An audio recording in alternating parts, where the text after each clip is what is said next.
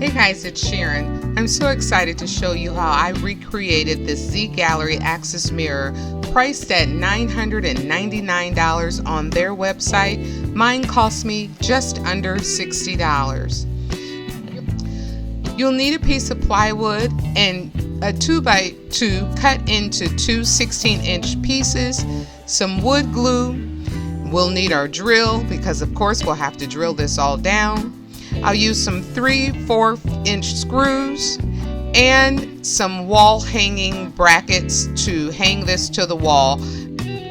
Start out by putting some wood glue on the back of your 2x2 pieces and putting each one on the end of your plywood. This will help make sure that it balances evenly against the wall once we hang it, and make sure that it also gives it some additional support. Now we'll take our 3/4 screws and we'll insert one in the middle to make sure that the 2x2 is affixed to the plywood securely, and we'll do that all the way around, adding 6 screws total. And we're doing this from the top down so that the length of the screw will not hit into the mirror and it'll be secure onto our plywood. You should end up with a sturdy board like this. And now we are ready to spray paint the back of the frame so that it'll look nice too. While that's drying, I'm going to go ahead and unwrap the mirror that I had cut at Lowe's. We had this 16¼ by 30-inch mirror cut. And I'm also going to show you that this is where the Dollar Tree item will come in place. I purchased 28 of these octagon mirrors, and we're going to need to remove all of the feet off of the back of these mirrors.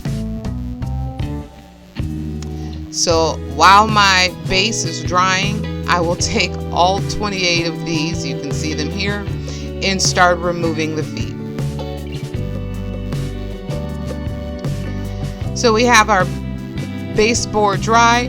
Now we need to go ahead and put on our wall brackets so that we can move forward to the next step.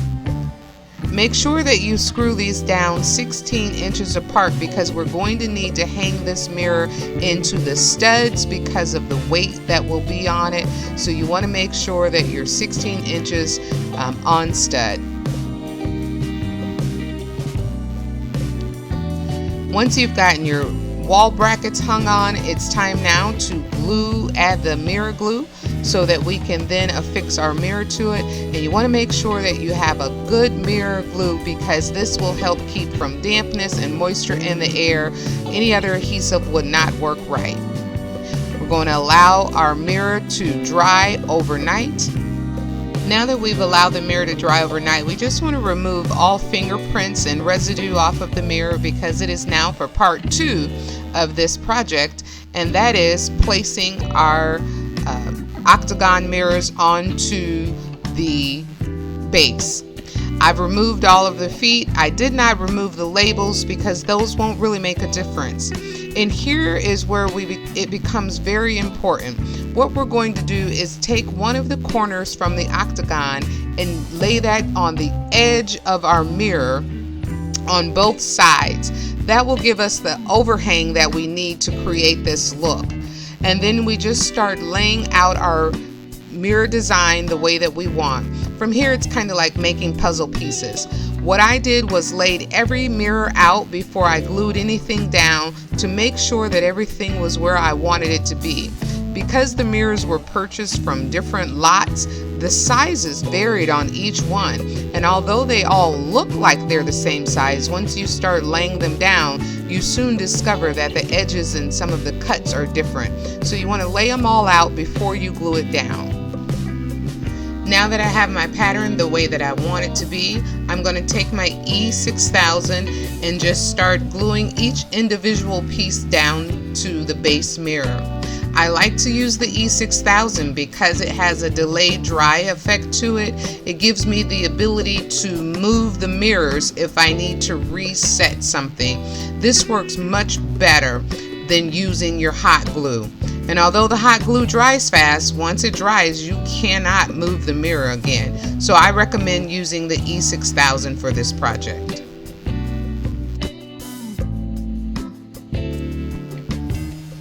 All right, so we're going to allow this to dry overnight, and this is what it looks like already. It is so pretty already, and I haven't even cleaned it up. Once it's dry, I'm going to clean each individual mirror, and this is what it looks like.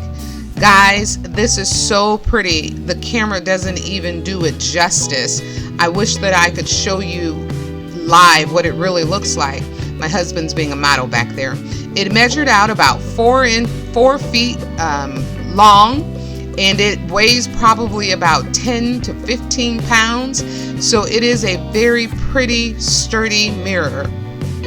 This is what it looks like laying down, and it is absolutely beautiful. The camera does not do it justice. Well, I know how I feel about it, but why don't you tell me what you think? Leave me a comment, subscribe, and like my page. Turn on the notification bell so you can see the next time that I post a video. Until then, stay classy. Thanks for watching.